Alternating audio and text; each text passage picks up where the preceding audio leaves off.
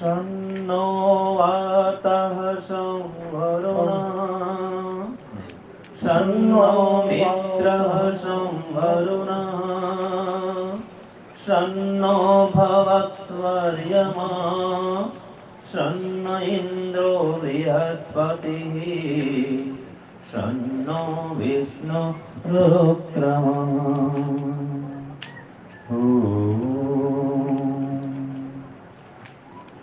मंच पर शोभायमान दैदिज्यपान आचार्य कमल नारायण जी, पास में ही विराजमान दोनों यज्ञ के वेद पाठी विद्वानगण आचार्य चंद्रगुप्त जी, आचार्य अरुण जी और हमारी वेद पाठी बहनों तथा अभी अभी दूर पतंजलि योगपीठ से पधारे हुए पूज्य स्वामी यज्ञदेव जी महाराज, सभी यजमानगण, धर्मकर्मी सज्जनों, वंदनीय पूजनीय मातृशक्ति। यह जो आप आज कह रहे हैं कि ये इस यज्ञ के पूर्णाहुति का दिवस है, ठीक बात है, सही है। कुछ लोग कहते हैं ये यज्ञ का समापन दिवस है ना जी, ये भी सही बात है। लेकिन मैं कहता हूं ये आपके जीवन का एक शुभारंभ दिवस होना चाहिए। वैदिक जीवन का यह शुभारंभ जीवन होना चाहिए, दिवस होना चाहिए। यह आपके जीवन आयोजन का यह आरंभिक दिवस होना चाहिए। यह आपका एक संकल्प दिवस हो। आज के दिन आप कुछ संकल्प लेकर के जाएं कि हम अपने घर में रोज यज्ञ करेंगे। जैसे कि आचार्य जी ने कहा था, अरुण जी ने, कि यज्ञ शिविर के माध्यम से हम यज्ञ सिखाते हैं। सही बात है। अहमदाबाद में भी शिविर किए, मैं भी था, हम दोनों साथ भी वहाँ पढ़े थे। दहेगाम, आप जानते हैं दहेगाम में 2 बार वहाँ शिविर हुआ, ओढ़ो में शिविर हुआ अहमदाबाद में। तो यज्ञ वहाँ सिखाते थे अपने आचार्य जी, हम भी वेद पाठ करते थे। तो उन दिनों हमने बहुत पुरुषार्थ किया अध्ययन काल में। बार बार हम अहमदाबाद आते थे।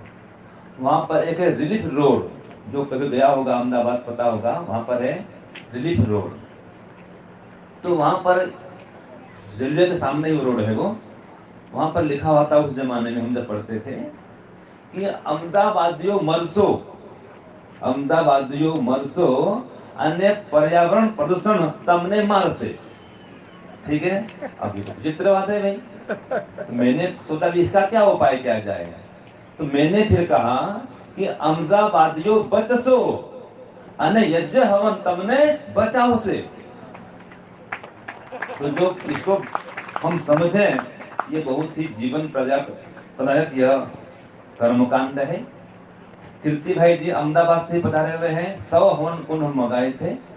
तो जो आप लोग घर में यज्ञ करना चाहते हैं, जब आपको प्रशिक्षण दिया जाएगा वो सर्वोत्तम कार्य होगा। और उसके पहले भी अगर आप यज्ञ करना चाहते हैं तो वेलकम, स्वागत है आपका। आपको ज्यादा कुछ नहीं आता है, आप सुबह शाम जब भी समय मिले, दिन में 1 बार 16 बार गायत्री मंत्र पढ़ लें, आहुति दे दें। विशेष बुखार है, सर्दी है, खांसी है तो केवल हाथ पैर तो धो लें, पोंछ लें और बिना नहाए भी हवन कर सकते हैं। किसी को डायबिटीज है, एकदम खाना ही पड़ता है, भोजन सुबह नाश्ता करना पड़ता है, खाली पेट नहीं रह पाता, तो वो नाश्ता करके भी हवन कर सकता है। संकल्प हो कि हमारे घर में हवन रोज करेंगे। और पति नहीं है, कहीं बाहर चले गए हैं तो पत्नी भी कर सकती है। पति पत्नी दोनों कहीं बाहर चले गए हैं, बेटे भी कर सकते हैं। तो शुरुआत करें गायत्री महामंत्र से। तो देखिए, ये संकल्प होना चाहिए। अव्रती अमानुष। अगर व्रत नहीं है, संकल्प नहीं है, आप मनुष्य भी नहीं बन सकते हैं। और मनुष्य कौन है? मत्वा कर्माणि सिद्ध्यति इति मनुष्य। जो मनन करके सोच समझ कर काम करता है कि नहीं, हवन करूंगा तो मेरा घर स्वर्ग बनेगा, हवन करूंगा मेरा यह लोक परलोक दोनों एकदम सुधर जाएगा, हवन करूंगा ये जो प्रकृति है इसमें संतुलन बना रहेगा, हवन करूंगा अनेक रोगाणु कीटाणु मरेंगे। और जिस घर में हवन रोज होता है, महाभारत में ऐसा कहा गया है, मैंने सुना है, पढ़ा तो नहीं, उसको सुना है मैंने, कि उस घर में जहाँ पर रोज यज्ञ होता है, कोई बालक अल्प आयु में देवों को प्राप्त नहीं होता, सबकी आयु बढ़ जाती है। प्रमाण भी है, आयु यज्ञ न कल्पता, यज्ञ करने से आयु बढ़ती है। तो माताओं बहनों सज्जनों, कीर्ति भाई जी कहाँ पर है, एक बार खड़े हो जाएं, एक बार खड़े हो जाएं, पीछे देखो, टोपी पहने हैं, ये उतना दूर से हवन कुंड लेकर के आए हैं, 100 हवन कुंड लाए हैं क्या, 100, बस 100 हवन कुंड के लिए आए हैं। अब वो एक भी हवन कुंड वापस लेकर ना जाएं, तो आप लोग यहाँ से हवन कुंड लेके जाएं। और अगर हवन सामग्री चाहिए तो ईश्वर भाई जी कहाँ हमारे हैं, ईश्वर भाई जी नखत्राना वाले देखो सामने खड़े हैं। अगर आपका हवन सामग्री चाहिए तो DS पटेल का फर्म का नाम है, आपके इसी रोड में, कुलड़ा रोड में ही है, उनको पहचान लीजिए, नंबर ले लेंगे और उनके पास आपको हवन सामग्री मिल जाएगी। घी चाहिए आपको तो खुद खेडूत है, रहते हैं गांव में, तो खुद अपना घी बनाएं और घी से हवन करें।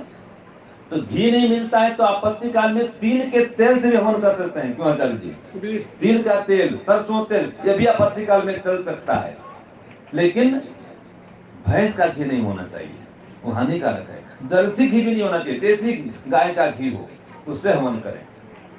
और कुछ भी नहीं मिलता है तो अंतिम विकल्प पतंजलि वाले हैं, हमारे स्वामी जी आए हुए हैं, पतंजलि घी है कि नहीं है, घर का घी सबसे बढ़िया है, ये प्रयास करें। तो हवन आप रोज करें बस। और ये कहना चाहूंगा कि जीवन में जिसका जितना ज्यादा व्रत होता है, संकल्प होता है, उतना ही महान बनता है। अगर ये गेंद है, इसको नीचे अब मारेंगे, जितना जोर से मारेंगे नीचे गेंद को, उतना जोर से ऊपर वो उठेगा। ऐसे जितने व्रत होंगे, संकल्प होंगे, तप होगा जीवन में, उतना आपका जीवन श्रेष्ठ बनेगा, महान बनेगा।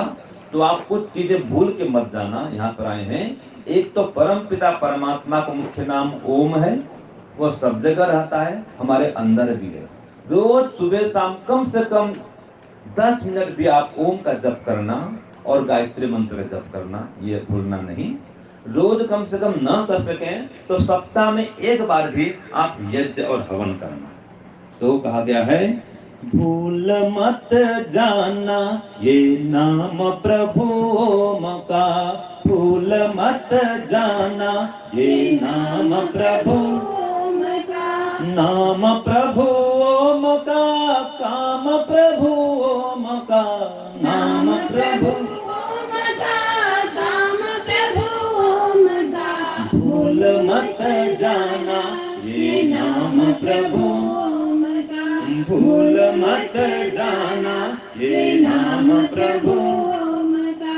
हवन वेद पाठ का, गौघृत के लाभ का, हवन वेद पाठ का, गौघृत के लाभ का, मंत्रों से यज्ञ का, यज्ञ से बरसात का, मंत्रों से यज्ञ का, यज्ञ से बरसात का, भूल मत जाना ये नाम प्रभु ओम का, भूल मत जाना ये नाम प्रभु ओम का, ज्ञान प्रभु ओम का, ध्यान प्रभु ओम का, ज्ञान प्रभु ओम का, ध्यान प्रभु ओम का, भूल मत जाना गुणगान प्रभु ओम का, भूल मत जाना गुणगान प्रभु ओम का। तो ये काम परमात्मा का है, उनकी कृपा से हमने संपन्न किया। बस अंतिम में आशीर्वाद, आप सबके अंदर ये भावना बनी रहे कि यज्ञ और योग को आप अपनाएं और जीवन में सुख शांति समृद्धि दीर्घ आयुष को पावें। ओम शांति ओम श्रम।